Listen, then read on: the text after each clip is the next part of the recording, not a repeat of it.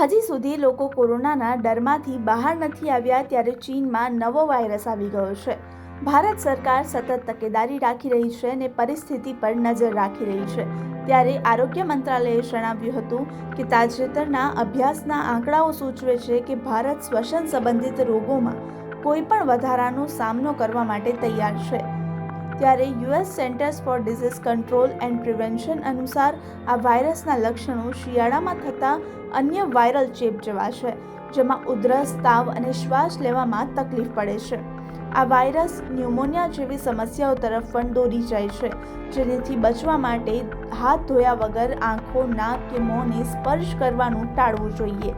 સાથે જ ચેપગ્રસ્ત લોકોથી અંતર જાળવી રાખવું અને ચેપગ્રસ્ત લોકો સાથે ખાવાના વાસણો શેર કરવાનું પણ ટાળવું જોઈએ।